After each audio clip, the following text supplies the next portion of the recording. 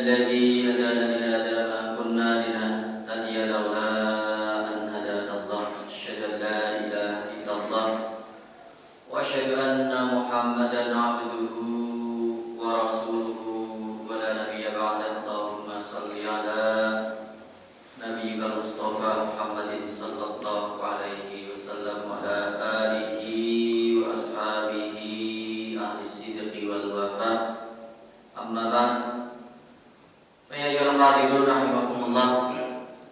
Bapak-bapak, ibu dan saudara-saudara sekalian dirahmati Allah Subhanahu wa taala. Alhamdulillah kita dipertemukan kembali oleh Allah Subhanahu wa taala dalam kesempatan ini untuk kita bersama-sama tafaqquh fiddin, dan kita masih melanjutkan kajian kita, yaitu kajian kitab Riyadhus Shalihin yang ditulis oleh Imam Abu Zakaria Yahya bin Sharaf An-Nawawi. Dan dalam kesempatan kita kali ini kita akan membahas tentang ad-dinu an-nasihah, atau bahwa agama itu adalah nasihat. Rahmati Allah Subhanahu wa taala, ini adalah bab yang ke-22 dari kitab Riyadhus Shalihin. Seperti biasanya bahwa Imam Nawawi dalam mengawali pembahasan selalu diawali dengan mengutip firman Allah Subhanahu wa taala yang berkaitan dengan bab atau pembahasan. Allah Subhanahu wa taala telah berfirman dalam surat Al-Hujurat ayat 10 yang berbunyi, innamal mu'minuna ikhwah. Sesungguhnya ya, orang-orang beriman itu adalah bersaudara. Bersaudara. Jadi di situ ada namanya kesetaraan. Apa dianggap saudara? Saudara itu karena ya lahir dari rahim yang sama. Yang dimaksud di situ adalah agama. Ya. Rahmati Allah Subhanahu wa taala, maka kalau ya adanya kesetaraan itu istilahnya tidak mendikte atau menggurui. Ya. Jadi istilahnya saling menasehati, ya, saling mengingatkan. Jadi kalau ada yang lupa jangan sampai nanti tersinggung kalau ditegur oleh saudaranya. Ya, karena bukan berarti yang menegur itu lebih baik atau yang ditegur itu salah. Jadi saling mengingatkan. Ya, bukan karena tidak tahu, terkadang lupa. Ya. Ini kenapa diawali dengan ayat innamal mu'minuna ikhwah. Jadi kalau nanti kita dinasihati oleh saudara kita, siapapun itu, ya jangan sampai kita tersinggung. Ya, karena bukan berarti menyalahkan, tapi mengingatkan. Nah, tentunya dengan cara yang baik, ya, dengan cara yang baik. Ya, jadi saudara itu saling menyayangi, ya, dengan cara-cara yang baik. Nasihat yang baik harus disampaikan dengan cara yang baik. Ya, nasihat yang baik kalau tidak disampaikan dengan cara yang baik, maka akan ya tidak baik. Ya. Tadi rahmati Allah Subhanahu wa taala. Wa qala ta'ala, ya, tentang Nabi Nuh, wa ansahu lakum, dalam surat Al-A'raf ayat 62, wa ansahu, dan saya berikan nasihat lakum kepada kalian. Jadi istilahnya memberikan nasihat. Nasihat itu ya anjuran. Ya, anjuran. Jadi agar kita melakukan sesuatu yang lebih baik. Ya, jadi bukan karena keliru tadi ya. Sampai nanti kita tersinggung. Artinya kalau kita dinasihati lebih baik. Wa an Hud, dan tentang Nabi Hud, wa ana lakum nasihun amin. Wa ana, dan aku, lakum, terhadap kalian, nasihun, adalah orang yang memberikan nasihat, aminun, dan orang yang terpercaya. Jadi ini menjelaskan tentang pentingnya nasihat, bahwa tidak hanya zaman kita saja yang butuh nasihat. Sejak zaman Nabi, siapa tadi Pak? Nuh, ya, Nabi yang termasuk Abul Bashar yang kedua, disebut sebagai bapaknya manusia yang kedua, ya, setelah Nabi Adam, karena ya manusia itu nanti tersebar di seluruh permukaan bumi itu adalah dari generasi Nabi Nuh. Tadi berarti Allah Subhanahu wa taala, wa ana lakum nasihun amin. Ini juga diceritakan oleh Nabi Hud, ya. Memberikan nasihat kepada kaumnya. Jadi nasihat ini adalah bukan sesuatu hal yang baru, tapi sudah ada sejak nabi-nabi terdahulu. Rahmat Allah Subhanahu wa taala. Nah, hadis pertama dalam bab ini diriwayatkan dari Abu Ruqayyah Tamim bin Aus Ad-Dari, anna Nabi sallallahu alaihi wasallam qala, Rasulullah sallallahu alaihi wasallam bersabda, ad-dinu an-nasihatu. Ad-dinu, agama itu adalah an-nasihatu, nasihat. Ini kalau kita gali dari segi bahasa, ya, artinya adalah bahwa agama itu sama dengan nasihat. Agama itu ya nasihat, atau nasihat itu bagian dari agama. Makanya jangan sampai kita meninggalkan tadi. Nasihat itu penting. Tadi Allah Subhanahu wa taala dalam istilah tata bahasa, harusnya khobar itu bentuknya adalah nakiro. Nakiro itu umum, ya, harusnya itu dari tata bahasa. Ad-dinu nasihatun, agama itu adalah nasihat. Tapi dalam hadis ini ad-dinu an-nasihatu, ya, sama-sama isim ma'rifat dalam tata bahasa. Itu artinya hanya terjadi ketika, ya, antara mubtada dan khobarnya itu sama. Jadi artinya dalam hadis ini ad-dinu, ya, tidak hanya sekedar memberikan informasi. Khobar itu memberikan informasi. Jadi mubtada itu adalah sesuatu yang diinformasikan, khobar itu adalah informasi. Apa? Ya, agama itu sama dengan nasihat tadi. Nanti juga dalam istilah lain ada namanya as-sholatu ad-du'a'u. Ya, as-sholatu ad-du'a'u. Apa itu artinya? Salat itu adalah doa. As-sholatu ad-du'a'u. Ada lagi ad-du'a'u wal ibadah. Doa itu adalah ibadah. Nah, itu ya disamakan antara mubtada dan khobar dari segi bahasa. Doa itu ya ibadah. Salat itu adalah doa, sama dengan.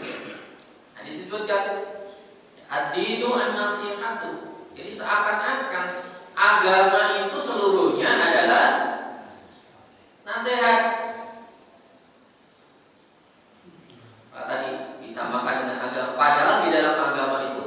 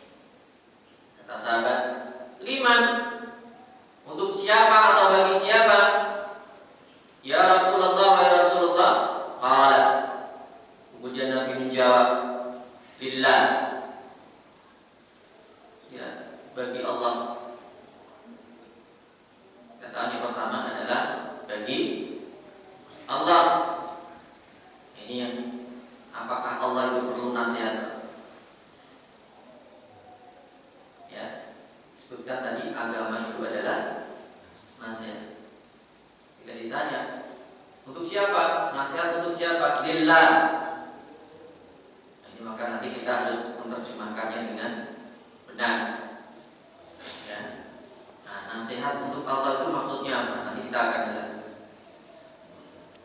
Wali kitabihi, dan bagi kitabnya. Wali rasulihi, dan bagi rasulnya. Wali a'immatil muslimina, dan bagi para pemimpin umat Islam. Semuanya itu.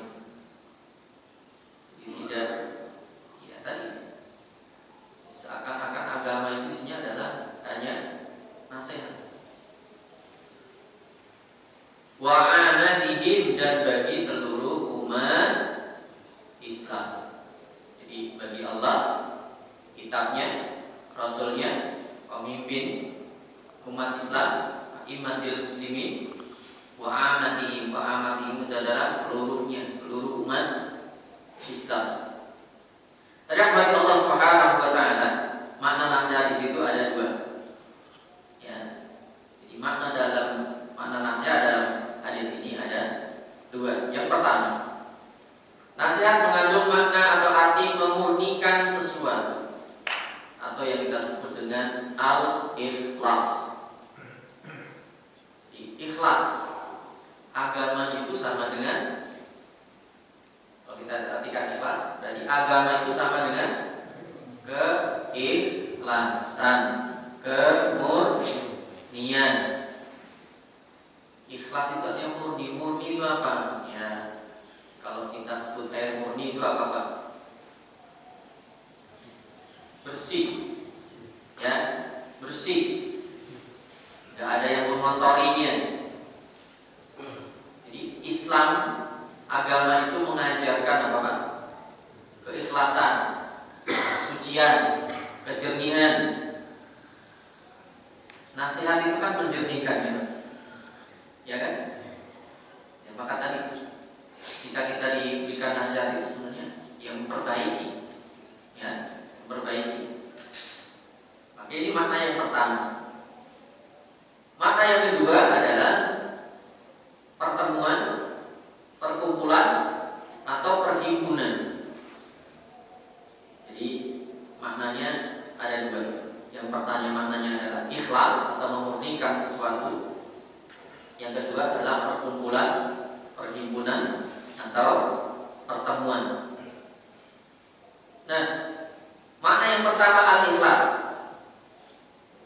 Tiga nasihat yang pertama itu ya tadi lillah, bagi Allah, bagi Rasulnya, dan bagi kitabnya, ya.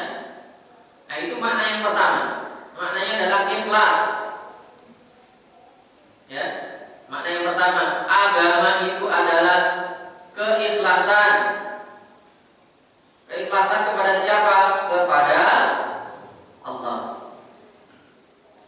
Kemudian kepada Allah. Kepada siapa lagi tadi? Kitabnya. Jadi memurnikan kitabnya. Kepada Rasulnya. Itu maknanya ikhlas. Ada bagi Allah Subhanahu wa taala. Hal ini karena dalam hubungan manusia dengan Sang Pencipta, manusia mempunyai hak dan kewajiban. Jadi kita itu terhadap Allah, terhadap kitabnya, terhadap Rasulnya, karena tetap masuk rukun apa? Rukun iman, ya kan? Iman kepada Allah, kepada kitabnya, kepada Rasul. Ya. Itu bagian dari rukun iman. Nah, di situ ada namanya hak dan kewajiban. Hak kita, ya, dan kewajiban kita kepada Allah. Hak Allah kepada hambanya apa? Hak Allah kepada hambanya, dan hak kita kepada Allah. Nah, hak Allah itu adalah disembah. Hak hambanya adalah, hak kita kepada Allah adalah, jadi wa haqqullahi ayyu'abad. Jadi hak kita itu diantaranya adalah kita punya hak. Hak kita apa Pak? Alla yu'adzab. Wa haqqul ibadi alla yu'adzab. Apa itu Pak? Tidak diazab. Hak Allah itu disembah, hak hambanya tidak diazab. Ya, ini dalam hadis kan disebutkan seperti itu. Jadi, ibadah itu adalah hanya untuk Allah. Itu hak Allah, artinya tidak ada yang lain. Yang lain tidak berhak untuk disembah. Ya. Nah, hak hambanya adalah tidak diazab. Allah yu'adzab. Nah, maka dari itu ya. Nah, ini bentuk kasih sayang Allah Subhanahu wa taala pada umat manusia. Rahmat Allah Subhanahu wa taala. Jadi ada hak dan ada kewajiban. Ada kewajiban-kewajiban yang perlu kita laksanakan. Nah, kewajiban kita apa Pak? Ya, di antaranya adalah wa'budullaha wa la tusyriku bihi syai'an. Beribadah kepada Allah itu kewajiban kita yang pertama. Ada kewajiban Allah Subhanahu wa taala, nanti kewajiban yang lain banyak. Ya, ada kewajiban sholat, zakat, puasa, haji, ya, birrul walidain, ya, berbuat baik kepada tetangga dan sebagainya. Banyak lagi kewajiban-kewajiban. Jadi nanti ada yang sifatnya berupa ibadah mahdhah, ada yang berupa ghairu mahdhah. Rahmat Allah Subhanahu wa taala. Nah, para ulama memberikan komentar terhadap hadis ini. Karena tadi disamakan bahwa ad-dinu an-nasihatu, bahwa agama itu adalah nasihat. Maka para ulama berkomentar tentang hadis ini. Ada yang mengatakan bahwa hadis ini adalah seperempat ilmu. Seperempat ilmu. Ada yang mengatakan hadis ini adalah setengah dari ilmu. Ada yang mengatakan lagi bahwa hadis ini adalah 3/4 dari ilmu. Dan dulu pernah kita bahas tentang bab niat. Itu sudah kita sebutkan. Ya.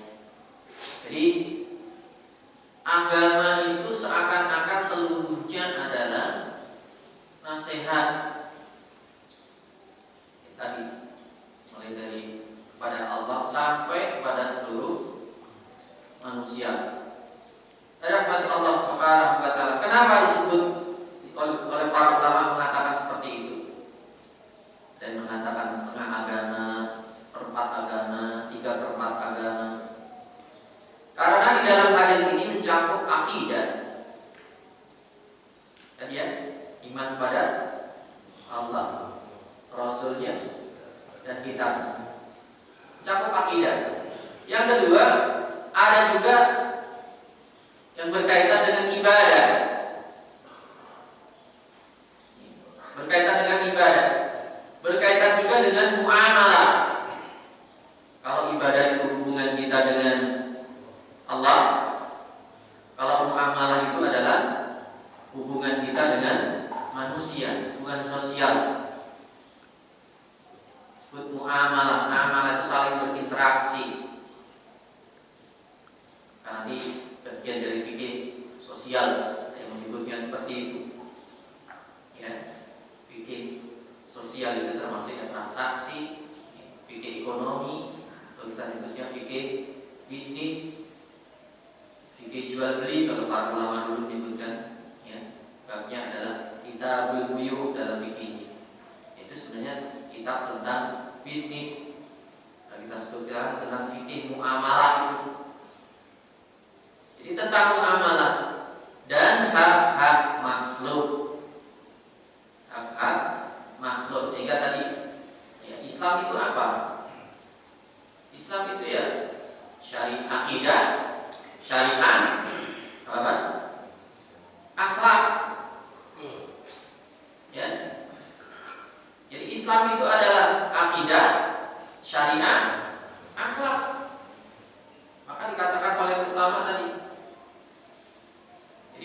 hadis ini sebenarnya cakupannya adalah 3/4 dari ilmu. Rahmati Allah Subhanahu wa taala. Nah, sehingga dikatakan agama adalah nasihat, seakan-akan agama itu terbatas pada nasihat. Nah, ini maknanya adalah tabligh. Tabligh itu maksudnya adalah yang lebih dominan. Ya, yang lebih dominan. Jadi nasihat itu yang lebih dominan dalam agama. Jadi nanti dalam kaitan yang berkaitan dengan akidah juga kita membutuhkan nasihat. Jadi nasihat tadi disebutkan sebagai kemurnian ya, atau keikhlasan. Ya, artinya tidak dikotori dengan hal-hal yang merusak, murni atau jernih atau ikhlas. Jadi agama itu adalah keikhlasan. Dan rahmati Allah Subhanahu wa taala. Jadi meskipun nanti ada pembahasan-pembahasan lain dalam ilmu pengetahuan atau dalam agama itu, tapi yang lebih dominan adalah setiap hal itu bisa kita jadikan sebagai nasihat. Ya, kebaikannya nasihat, ya kejadian yang tidak baik, maksudnya musibah, bencana, penyakit dan sebagainya juga sebagai nasihat. Rahmati Allah Subhanahu wa taala. Sehingga dikatakan nasihat artinya adalah takhlisus syai'. Takhlis itu adalah memurnikan sesuatu, ya, menjernihkan sesuatu.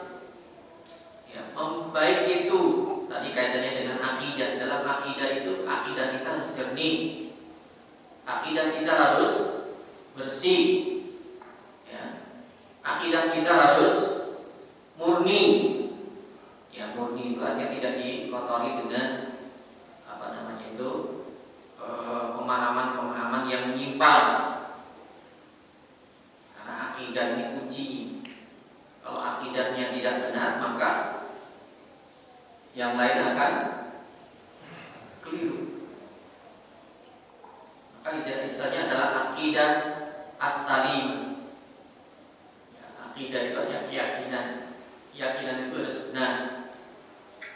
Jadi kalau keyakinannya salah, ya perbuatannya bisa salah. Nah, ini penting. Ya, jadi harus memurnikan akidah. Dalam ibadah juga sama. Ya, dalam akidah kita harus bersih, harus murni, harus ikhlas. Jangan sampai nanti dia beribadah, kalau ibadah tadi kan hubungannya dengan Allah.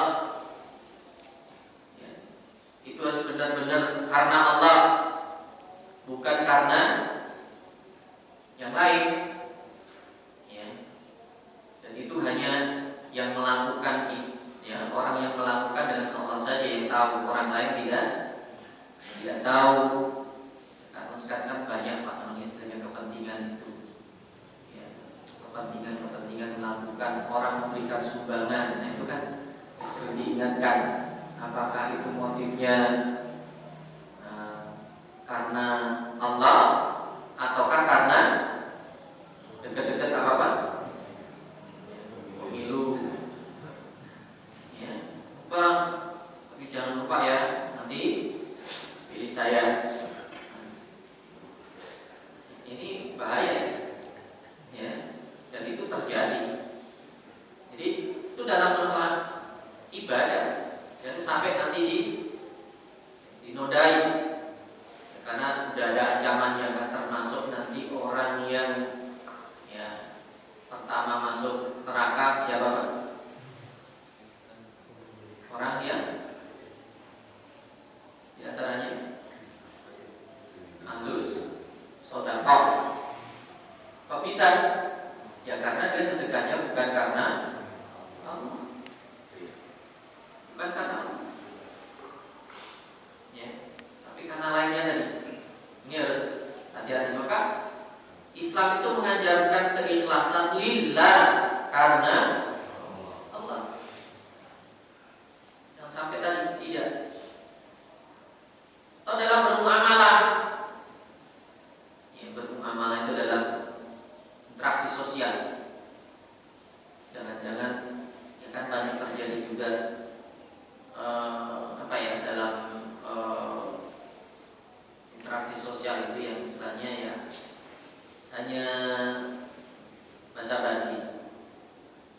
atau hanya memperlihatkan yang baik-baik saja sebenarnya. Ya, tidak, ini jangan sampai. Jadi Islam itu mengajarkan kita ikhlas dalam segala hal. Dalam akidah kita harus bersih, harus murni, harus ikhlas. Ya. Dalam ibadah, dalam hubungan sosial. Jadi ayat bagi Allah Subhanahu wa taala.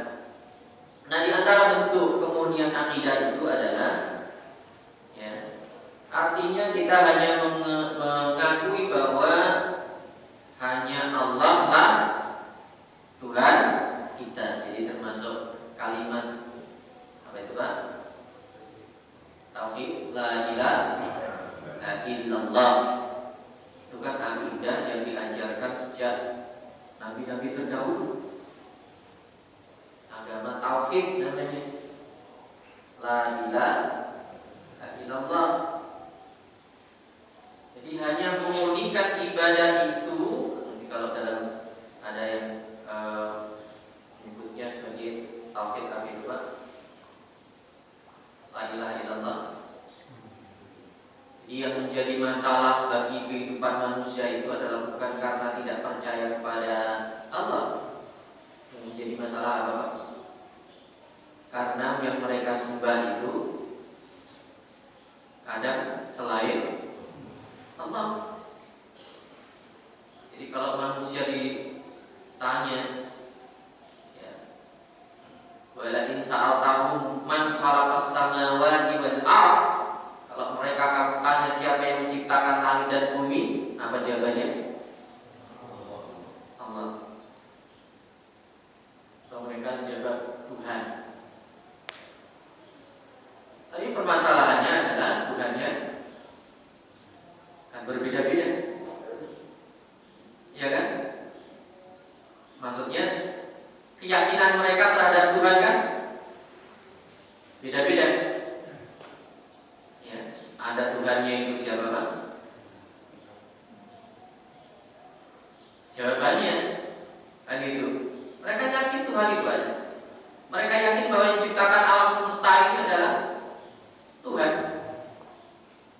Tapi masalahnya adalah Tuhannya tadi mereka memahami Tuhan itu berbeda-beda. Mereka memahami Tuhan itu berbeda-beda. Ada yang Tuhan digambarkan seperti apa itu. Ada yang Tuhan itu digambarkan yang menganggapnya seperti macam ini. Ada seperti manusia kan gitu. Ada yang dianggap Tuhannya itu adalah matahari. Ada yang Tuhan itu dianggap ya, berbeda-beda. Nah, itu artinya tidak murni. Ya. Jadi memurnikan akidah itu hanya mengakui Allah sebagai Tuhan. La ilaha illallah, la ma'budu illallah. Tidak ada yang berhak disembah selain hanya Allah. Jadi bukan yang disembah bukan matahari, bukan bintang, bukan pohon, bukan hewan, bukan patung. Harus kita murnikan. Jadi ada juga kadang gini juga ada orang Islam tapi punya keyakinan lain. Kalau dia mencari rezeki, ya mencari nafkah, ya dia orang Islam ya sholat juga, tapi dia percaya kepada yang lain. Apalagi Pak yang lain itu contohnya. Ya dia minta kepada terjadi ya percaya kepada iya cincinnya. Ya, nanti kalau saya pakai ini nanti dagangan saya akan laris. Ya, nanti saya kalau jualan minta apa istilahnya dari seseorang, ya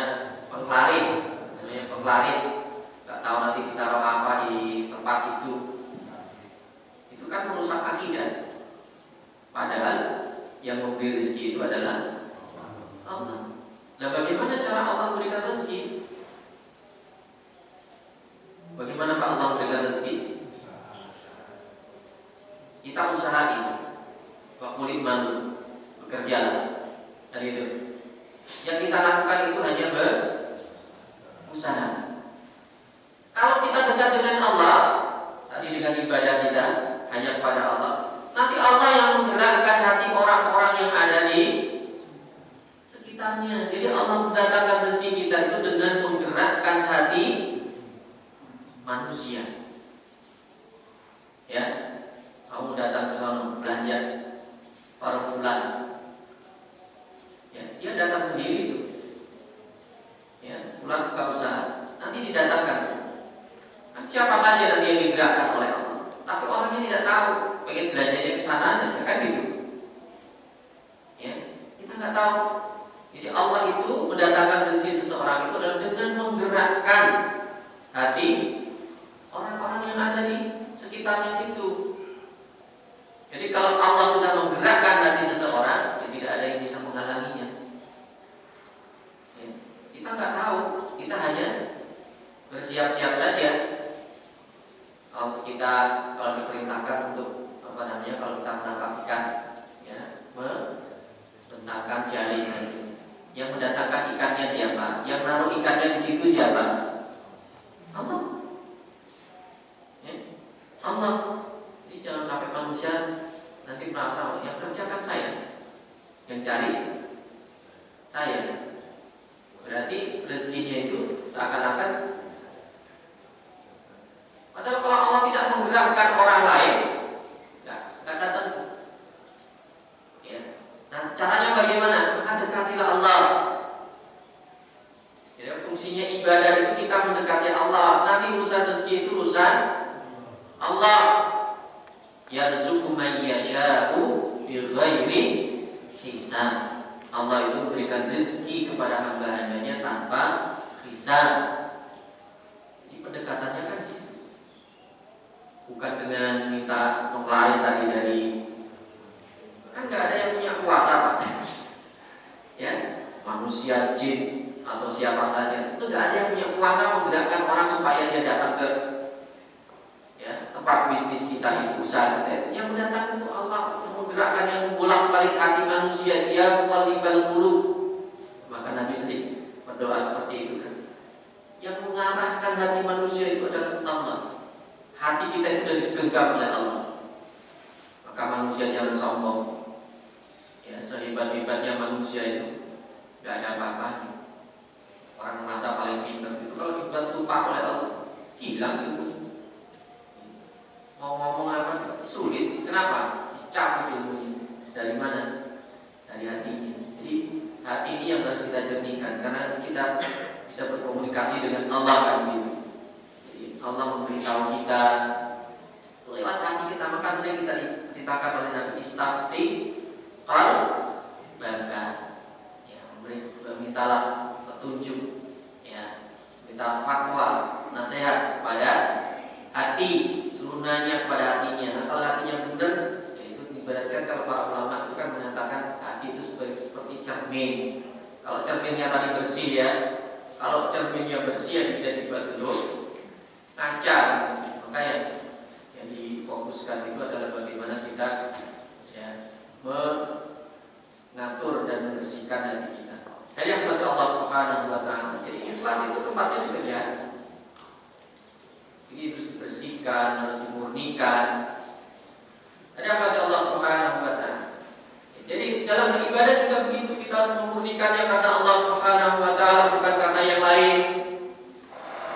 Karena ibadah itu hak siapa tadi, Pak? Hak Allah, hanya untuk Allah. Ya, wa haqqullahi ayyu'bad. Hak Allah itu adalah disembah, bukan hak yang lain. Tidak dalam beribadah itu, dalam, ya, sholat kita, puasa kita, haji kita, zakat juga semuanya harus dimurnikan hanya karena Allah. Kemudian yang memurnikan muamalah artinya adalah ketika kita berinteraksi dengan manusia atau orang lain itu harus dengan cara yang baik, cara yang seharusnya. Muamalah di antara bentuk muamalah bapak dalam jual beli, misalnya transaksi. Kalau jual beli jangan sampai curang, jangan sampai kurang, timbangannya dikurangi.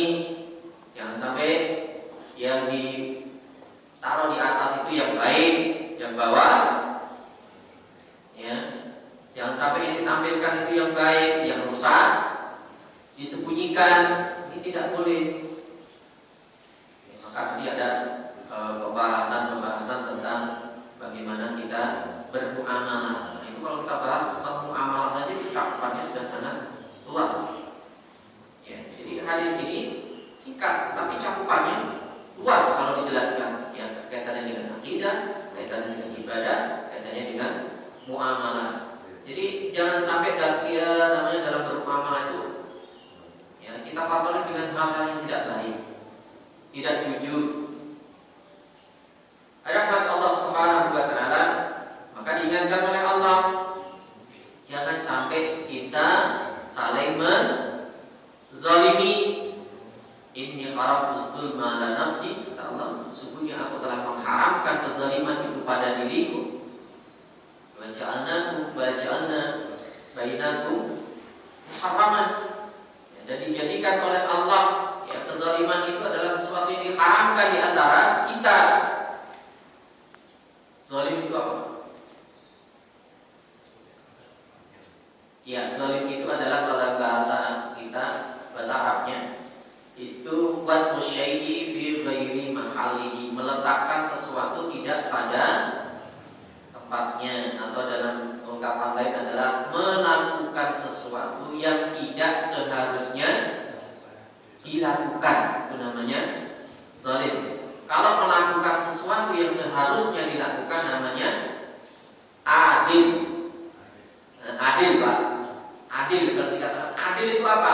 Adil itu adalah melakukan sesuatu yang seharusnya dilakukan. Jadi adil itu bukan sama, tapi adil itu adalah melakukan sesuatu yang memang seharusnya dilakukan. Jangan sampai nanti kalau kaitan pembagian, nanti baginya yang adil ya. Bagi yang adil itu artinya bukan berarti sama. Ya, bagi warisan nanti ya, nanti dibagi yang adil ya, bukan berarti bagian anak perempuan sama dengan anak laki. Dan protes, kok bagian saya enggak sama? Kamu enggak adil. Bukan, aturannya itu memang bagian laki-laki 2 kali bagian perempuan dan gitu. Nah itu harusnya begitu. Nah diterapkanlah seperti itu. Itu yang namanya adil. Kadang orang salah paham. Ya, adil kalau dia dikasih banyak, saya kok sedikit. Ya dilihat juga kerjanya lebih banyak mana. Kan gitu. Jangan yang sama yang kerjanya banyak, bagiannya sedikit, yang kerjanya sedikit. Nah itu malah enggak adil. Nah gitu. Jadi sesuai dengan yang seharusnya diterima. Melakukan sesuatu yang seharusnya, itu namanya adil. Dalam hukum kan begitu. Yang salah ya harus dihukum. Jangan yang benar malah dihukum. Itu namanya zalim. Ya, tidak adil. Ada bagi Allah Subhanahu wa taala. Maka nasihat untuk Allah artinya adalah memurnikan dan mengikhlaskan segala sesuatu untuk Allah. Inna sholati wa nusuki wa mahyaya wa mamati lillah. Yang diajarkan ya, dalam Al-Quran. Qul inna sholati, sesungguhnya salat, wa nusuki dan ibadah, wa mahyaya dan kehidupanku, wa mamati dan kematianku, lillahi rabbil alamin, hanya untuk Allah. Dan bagi Allah Subhanahu wa taala. Ikhlas ya terbentuk dari kesukaan atau kecintaan. Maka dari itu ya untuk melatih keikhlasan kita itu ya, ukurannya ikhlas itu apa Pak tadi? Ikhlas itu ukurannya apa? Ya. Kita bisa mengatakan yang saya lakukan ini ikhlas apa tidak. Di antaranya adalah ikhlas itu harus dilakukan berdasarkan rasa suka dan cinta.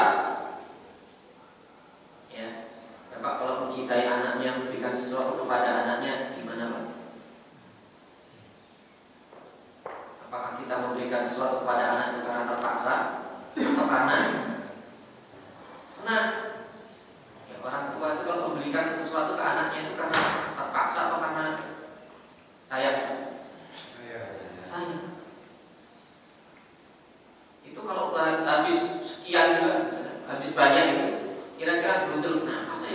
terpak sebanyak itu? Ya itu. Ya. Jadi kalau kita melakukan sesuatu, sholat, ya ketika kita sholatnya karena terpaksa Pak, karena suka. Jangan sampai merasa terpaksa. Ini yang harus kita, kalau dalam hati kita masih ada rasa itu, ini harus kita perbaiki. Ya, memang awalnya berat, sholat jamaah, ya apa saja lah ya, kewajiban awalnya mungkin berat, tapi harus dibiasakan, ya dibiasakan. Nanti kalau sudah terbiasa itu akan ringan dan kita akan menyukai. Ya, awalnya berat, ya, nggak ada yang ringan. Ya, kalau ringan maka hadiahnya apa Pak? Katanya voucher gitu ya Pak. Karena berat maka hadiahnya surga kan. Jadi surga itu kan berat. Memang awalnya berat. Yang berat itu bukan pelaksanaannya, yang berat apanya Pak? Hatinya. Jadi yang berat itu bukan pelaksanaan. Kalau dikerjakan sama aja. Yang berat itu hatinya, itu merasa berat. Sholat berat hatinya. Padahal kalau dilaksanakan enggak berat. Karena agama itu tidak memberatkan. Sedekah itu tidak berat. Yang berat itu intinya. Maka yang harus kita tata adalah hati kita. Jangan sampai merasa berat hati. Jangan sampai berat hati. Orang meninggalkan larangan Allah itu yang berat bukan meninggalkannya. Kenapa Pak? Meninggalkan itu kan tidak melakukan, tidak mengerjakan. Tidak mengerjakan itu berat palingan. Tapi terkadang orang merasa berat. Meninggalkan haram itu katanya berat. Padahal ringan. Yang berat itu bukan pekerjaannya. Mau tidak melakukan, ya, meninggalkan itu tidak melakukan, kan ringan juga. Tapi terkadang orang kebalikan, susah, berat, ya. Padahal yang berat bukan pekerjaan, yang berat hatinya. Ini yang harus dibersihkan tadi. Ikhlas, makna ikhlas di situ. Ya berarti Allah Subhanahu wa taala. Jadi ketika kita melaksanakan perintah Allah yang menjauhi larangannya dan dengan tadi suka dan rela, senang dan ridho, ya, kecintaan.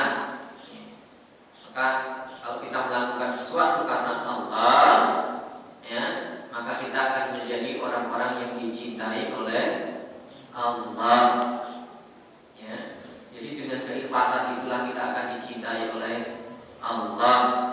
Wa yut'imuna at-ta'ama 'ala hubbihi miskinan wa yatiman wa asira. Innama nut'imukum liwajhi Allahi la nuridu minkum jazaa'an wa la syukura. Wa yut'imuna at-ta'ama 'ala hubbihi, dan ya mereka memberikan makanan ala hubbihi karena kecintaannya kepada orang miskin, miskinan. Ya, sayang kepada orang miskin maka diberikan, ya, makanan. Ya, tadi sayang kepada anaknya, cinta kepada anaknya, maka diberikanlah sesuatu untuk anaknya, untuk istrinya. Jadi kalau kita beri sesuatu istrinya Bapak, sayang anak, sayang istri. Kalau kita memberi kepada orang miskin karena sayang kepada orang miskin, ya. Wa yatiman, dan kepada anak yatim. Wa asira, dan orang-orang yang ditawan, artinya orang-orang yang dalam penderitaan. Kita kasih sesuatu. Kenapa? Kita menyayangi mereka, kita mencintai mereka. Jadi ikhlas itu melakukan sesuatu karena kita landasannya adalah sayang dan cinta. Ya, bukan karena pamrih yang lain, bukan karena ingin dipuji orang. Kenapa bantu orang miskin? Biar dipuji.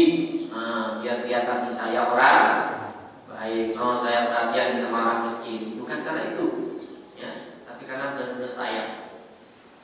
Innama nut'imukum liwajhillah. Kenapa mereka diberi makan liwajhillah? Karena Allah la nuridu minkum jazaa'an wa la syukura. Tidak, kami tidak menginginkan dari kalian jazaa'an, balasan, tidak mengharapkan balasan. Ya, tidak mengharapkan tadi, jangan nanti diri saya ya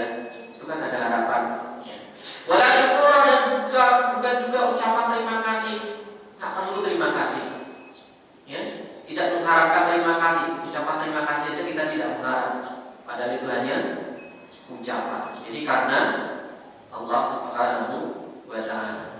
Sehingga para ulama mengatakan kecintaan lebih utama daripada perasaan takut. Jadi kalau kita melakukan karena Allah, itu adalah karena cinta kita kepada Allah, bukan karena takut. Kalau takut itu gini Pak, misalnya kalau kita kerja di suatu perusahaan atau lembaga atau organisasi misalnya, tempat kerja kita melakukannya itu karena cinta atau karena takut pada atasan? Biasanya karena takut atasan atau karena cinta pekerjaannya? Nah, ini yang perlu kita perbaiki ya. Jadi niatnya karena saya suka pekerjaan. Jadi dia melakukannya karena suka, mau dipuji bosnya atau tidak, ya bukan tujuannya, bukan itu. Bagian orang kan enggak, saya kerja yang rajin biar apa? Ya, biar naik gaji, biar apa lagi Pak? Naik pangkat, naik jabatan, apalagi Pak? Bukan itu tujuannya, ya karena saya senang pekerjaan. Ya, karena senang. Adapun nanti kalau dapat bonus, dapat itu tambahannya. Bukan urusan kita itu sebenarnya Pak. Iya, bukan urusan kita itu. Iya. Jadi jangan mengharapkan jangan jual. Enggak. Ya, kalau enggak, iya kalau dapat, kalau enggak gimana Pak? Sakit hati Pak? Semangat Pak enggak kerja? Nah, pekerjaan itu ternyata enggak dapat, yang dapat orang lain. Nah ini jangan sampai seperti itu. Ya, ini artinya melatih tadi ya keikhlasan. Jadi bukan karena perasaan takut, bukan karena yang, tapi karena kecintaan, karena kesukaan. Tadi apa Allah Subhanahu wa Ta'ala sudah belum tadi bunyi. Kita lanjut Pak ya. Kita menjalankan perintah agama harus dilandasi karena kecintaan kita, bukan rasa takut kita kepada Allah. Jadi karena cinta kita kepada Allah. Ya. Rahmati Allah Subhanahu wa Ta'ala.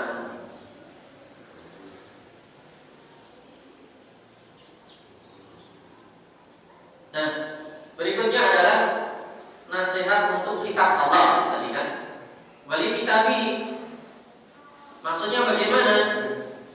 Jadi nasihat untuk kitabnya itu adalah wayandari tahta an-nasri li kitabillahi maqama bihi ulama min bayani tariqati tafsirihi wa bayani turuqi wa manahiji ma'rifatihi wa bayani madduhi. Artinya bagaimana? Nasihat untuk kitab Allah. Ini yang dilakukan oleh para ulama. Ya. Apa yang dilakukan oleh para ulama? Para ulama kita itu ya mereka yang mengkaji, yang mendalami, yang mempelajari, yang mengajarkan kitab-kitab ya, tafsir dalam kitab tafsir, melalui tafsirnya. Tujuannya apa? Untuk memberikan penjelasan agar dalam memahami Al-Quran itu dengan pemahaman yang benar. Banyak Bapak yang memahami ayat-ayat Al-Quran itu dengan pemahaman yang keliru. Maka perlu kita belajar tentang tafsir.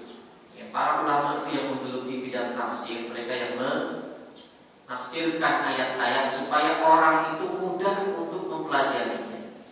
Agar pemahaman umat Islam itu pemahaman yang benar. Ya. Jadi murni di situ adalah tidak dipahami secara keliru. Ya, ada juga ayat-ayat yang dipahami bahkan disimpangkan, disesatkan kan gitu. Ya. Ada yang mengatakan begini, wala taqrabu hadhihi syajarah. Apa itu artinya Pak? Jangan mendekati pohon. Sering di apa namanya, kemarin kan ramai juga itu ya, apa namanya itu, jangan sampai lah yattaqidul mu'minuna al-kafirina awliya min dunil mu'minin misalnya. Nah, nanti orang mengartikan awliya itu macam-macam ya, pemahamannya kan gitu. Jangan sampai nanti artinya yang keliru kan gitu. Maka harus tadi benar-benar murni Jangan sampai memahami ayat Quran itu karena kepentingan. Ya, kepentingan itu apa? Untuk mendukung pendapatnya. Ya, jadi jangan sampai orang itu menggunakan ayat untuk mendukung pendapatnya. Pendapat saya ini apa buktinya? Ini ayatnya begini. Ya. Wala taqrabaha bisyajarah, jangan dekati pohon ini. Artinya apa?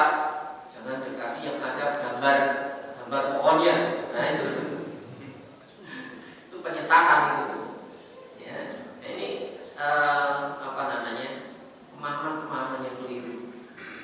Ya, jadi para ulama itulah mereka yang mempelajari Al-Quran dengan keikhlasan, karena mengharap apa itu Pak? Ridho Allah. Yang kita cari itu adalah ridho Allah. Ya. Jadi apapun yang kita lakukan kalau Allah nggak ridho, jangan dilakukan apa saja. Jadi hanya karena Allah tadi. Ada rahmat Allah Subhanahu wa taala.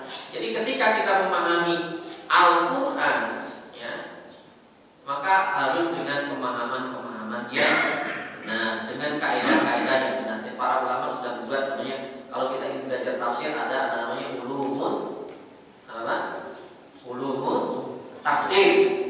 Ya, kalau kita mau belajar tafsir ada namanya ulumul tafsir, ilmu tafsir. Jadi harus kita belajar ilmu tafsir dulu sebelum menafsirkan. Nah, ini jangan sampai tadi ulum tafsir saja tidak tahu, tapi dia sudah menafsirkan. Ya, istilahnya nanti bukan tafsir jalan lain, tapi tafsir jalan lain. Ya, ini banyak terjadi.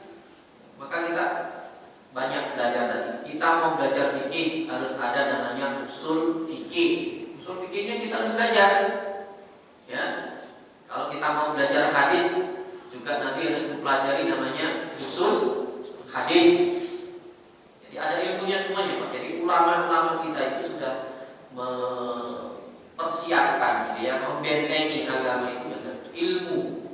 Ya, sehingga banyak sekali orang-orang yang tadi mau merusak agama itu. Ya, agama itu kan mau dirusak dari berbagai segi. Tapi alhamdulillah Allah melindunginya dengan para ulama kita itu. Mereka adalah orang-orang yang ikhlas, ya, dalam membuat atau membentengi agama itu dengan keilmuannya, dengan ilmu. Jadi orang mau belajar tafsir harus belajar ilmu tafsir, orang mau belajar fikih tahu tentang usul fikih. Jadi ada ilmunya. Rahmat Allah Subhanahu wa taala. Nah, kalau berpedoman dengan keilmuan itu, insya Allah pemahamannya adalah pemahaman yang benar, gitu. Meskipun nanti ada perbedaan pendapat di antara ulama. Perbedaan pendapat itu menjelaskan itu adalah kekayaan dalam pemikiran Islam, ya, bukan sesuatu yang keliru. Rahmat Allah Subhanahu wa taala. Wali kita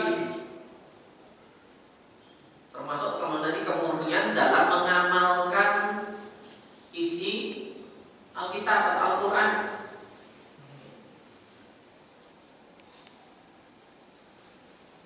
Dan nasihat juga untuk rasulnya, ya, termasuk nanti ketika kita nasihat untuk rasulnya itu maknanya tadi ikhlas, ya. Jadi ikhlas ketika kita dinasihati oleh Rasulullah melalui hadis-hadisnya, dalam mempelajari hadisnya, ya, mengikuti sunnah-sunnah Nabi. Kita mengikuti sunnah Nabi itu juga harus dengan tadi keikhlasan, ya, bukan karena pamrih yang lain. Ada kepada Allah Subhanahu wa taala. Kemudian yang terakhir adalah untuk, ya, tadi, ya, para pemimpin umat Islam. Ya. Jadi agama itu harus dijadikan pedoman bagi para pemimpin kita. Jadi untuk mengatur masyarakat, ya. Jadi pedomannya mengatur masyarakat dalam kepemimpinan itu harus disasarkan kepada aturan-aturan agama. Ya, maka ini diingatkan oleh Rasulullah SAW bahwa, ya, agama itu adalah nasihat untuk Allah, mana tadi ada ikhlas kepada Allah, wali kitabihi, dan untuk kitabnya. Dan kita ketika memahami ayat-ayat atau memahami kitab Allah dengan pemahaman